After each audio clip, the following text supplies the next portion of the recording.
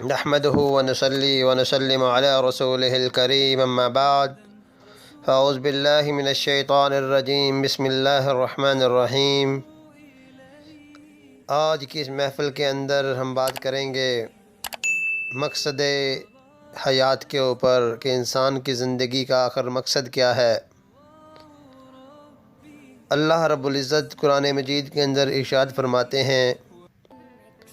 اعوذ باللہ من الشیطان الرجیم بسم اللہ الرحمن الرحیم،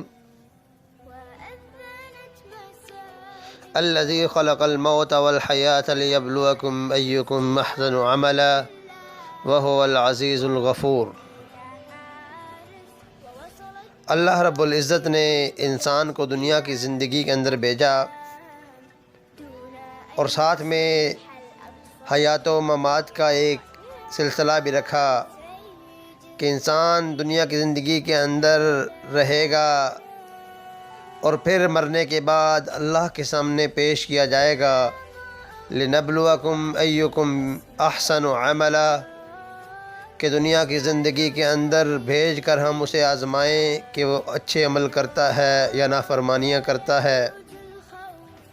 اور پھر احسن عملا کی شرط لگائی گئی کہ کون اچھے عمل کرتا ہے، اکثر عملا نہیں کہا کہ کون زیادہ عمل کرتا ہے۔ اور نہ ہی اللہ کو زیادہ عمل کی ضرورت ہے بلکہ اللہ کو خلوص نیت کی ضرورت ہے، اور انسان کے اگرچہ عبادات کم ہوں لیکن نیت خالص ایک ہونی چاہیے، اللہ کی رضا ہونی چاہیے۔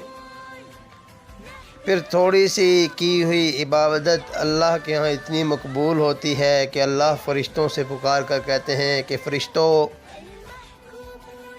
تم نہ کہتے تھے کہ انسان دنیا کے اندر جا کے فساد کرے گا، وہ دیکھو میرا بندہ میری عبادت کے اندر مشغول ہے اور صرف میری رضا کے لیے کھڑا ہے۔ اس کے برعکس اگر انسان نافرمانی کے اندر لگا رہتا ہے تو اللہ اس کے دل کو اتنا کالا کر دیتے ہیں کہ اسے نیکی اور برائی کے اندر تمیز نہیں رہتی، یہاں تک کہ وہ جہنم کا حقدار بن جاتا ہے۔ یہ دونوں رستے اللہ رب العزت نے بتا دیے ہیں کہ یہ رستہ اگر نیکی کا رستہ اختیار کرو گے تو دنیا بھی سنور جائے گی اور آخرت بھی سنور جائے گی، لیکن اس کے برعکس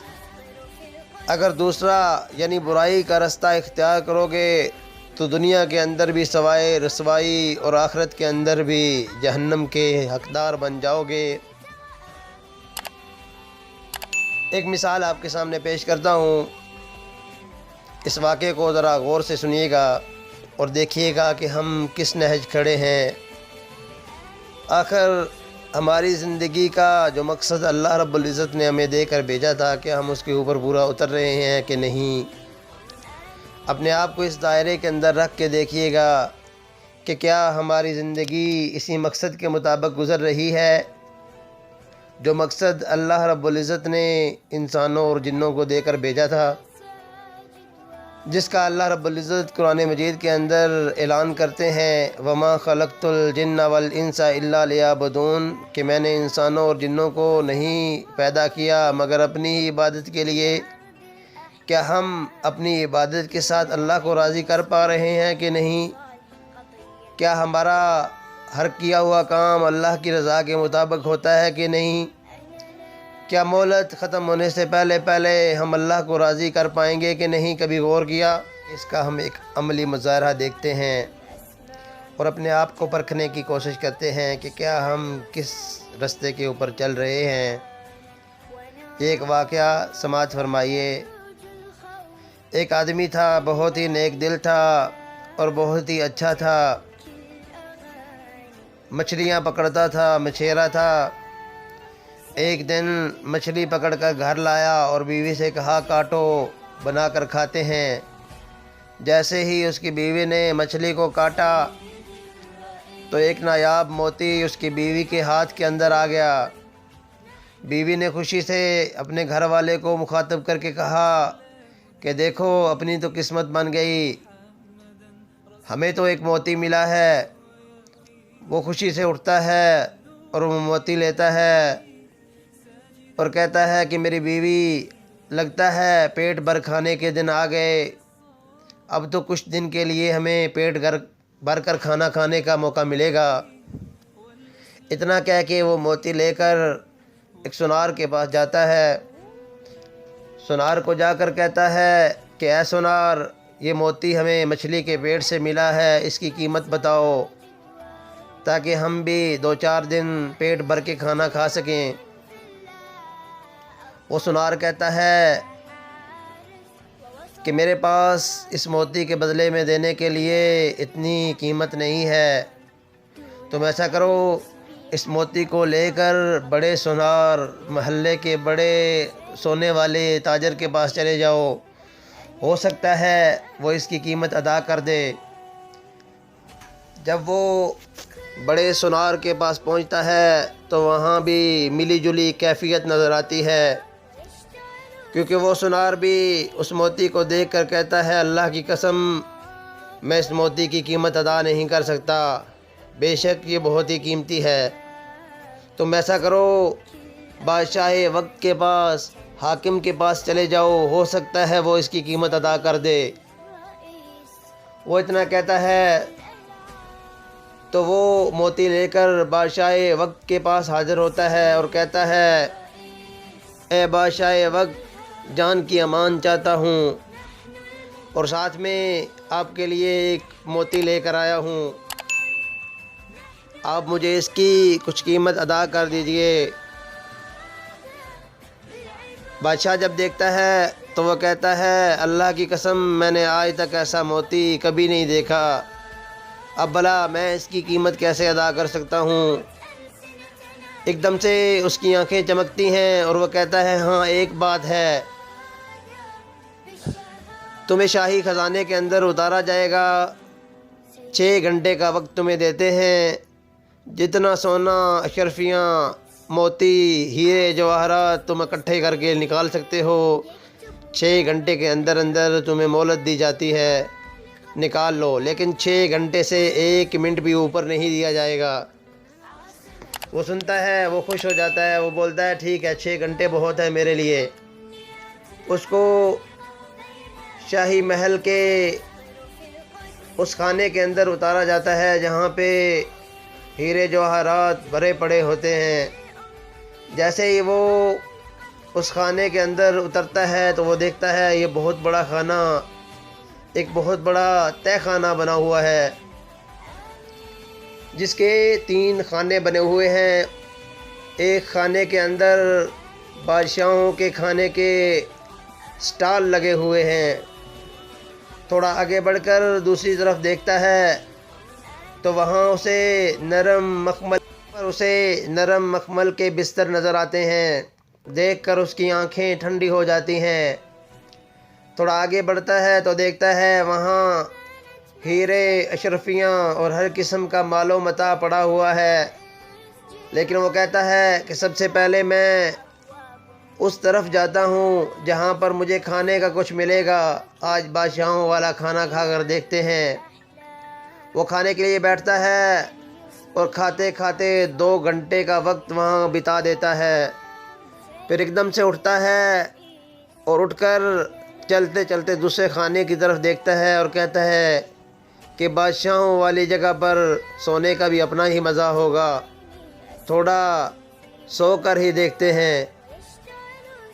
تو وہ بستر کے اوپر آرام کے لیے لیٹتا ہے، آنکھ لگتی ہے تو خزانچی ہی آ کر اسے جگاتے ہیں کہ اٹھو تمہارا وقت ختم ہو گیا۔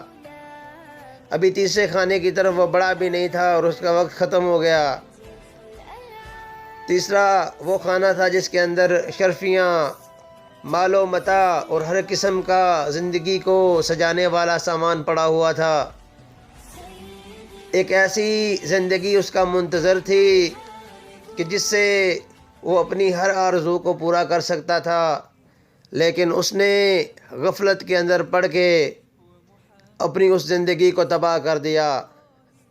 اب بادشاہ نے اسے اپنے پاس طلب کیا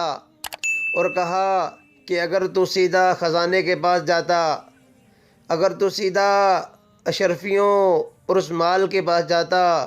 تو یقیناً تو اپنے لیے مخمل کے بستر بھی بنوا لیتا اور اچھے اچھے کھانے بھی بنوا لیتا۔ بات کرنے کا مقصد یہ ہے کہ اللہ تعالیٰ نے ہمیں مہلت دے کر بھیجی ہے کہ دنیا کی زندگی کے اندر ہم جائیں اور جا کے ایسے عمل کریں کہ اللہ راضی ہو جائے، اللہ کو منا لیں۔ انسان دنیا کی زندگی کے اندر آیا، اس نے اچھے اچھے کھانوں کی طرف تو دیکھا اور اچھے اچھے نرم نرم بستروں کی طرف بھی دیکھا، اپنی رشتہ داریوں کو بھی دیکھا، لیکن اصل وہ متاع جس کو حاصل کرنے کے لیے اللہ رب العزت نے انسان کو دنیا کی زندگی کے اندر بھیجا تھا، وہ مقصد انسان حاصل نہ کر سکا۔ اسی لیے اللہ رب العزت سورۃ العصر کے اندر ارشاد فرماتے ہیں والعصر ان الانسان لفی خسر، کہ مجھے زمانے کی قسم ہے کہ بے شک انسان گھاٹے کے اندر ہے، خسارے کے اندر ہے۔ جس طرح اس مچھیرے نے اپنے وقت کو برباد کیا، بیشتر ایسے انسان ہیں جو اپنے وقت کو فضولیات کے اندر برباد کر رہے ہیں اور اللہ کو منانے کی بجائے اللہ کے غیر، اللہ کے غصے کو، غضب کو للکار رہے ہیں۔ اللہ رب العزت بہت ہی رحمان و رحیم ہے، جس نے یہ وعدہ کر رکھا ہے کہ ایک دن آئے گا تمہیں میرے سامنے پیش ہونا ہے اور ایک ایک کیے ہوئے عمل کا جواب دینا ہے۔ تو اس وقت سے ڈر جائیے کہ جب اللہ رب العزت کے سامنے کھڑا کر دیا جائے گا اور پوچھا جائے گا کہ تو نے اپنا وقت کہاں گزارا، تو نے اپنا مال کہاں پہ خرچ کیا، میرے رستے کے اندر خرچ کیا یا نافرمانیوں کے اندر لگے رہے۔ پیارے بھائیو، دین کو سیکھو، دین کو سیکھو، دین کو اپنی زندگی کے اندر لے کے آؤ، تب جا کر ہماری آخرت بھی بنے گی، دنیا بھی بنے گی، اللہ عزت بھی دے گا۔ قیامت کے دن اللہ اعلان کر کے فرمائیں گے کہ یہ میرا بندہ تھا،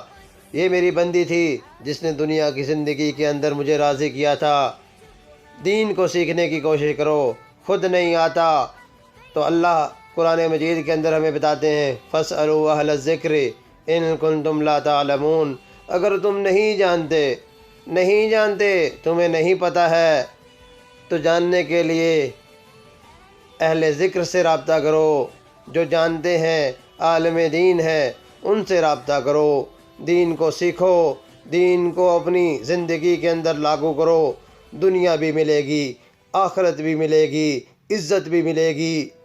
اور اللہ برکت بھی ڈالے گا تمہاری زندگی کے اندر۔ قیامت کے دن بھی سرخرو ہو جاؤ گے، اور اگر دنیا کی زندگی کے اندر پس پشت ڈال دو گے، نیکیوں سے ہٹ جاؤ گے، اللہ کو پہچاننے کی کوشش نہیں کرو گے، تو پھر دنیا اور آخرت دونوں میں ذلیل و رسوا کر دیے جاؤ گے۔ میرے دوستوں، میرے بھائیوں، اللہ کو منا لو، تبھی ہماری کامیابی ہے۔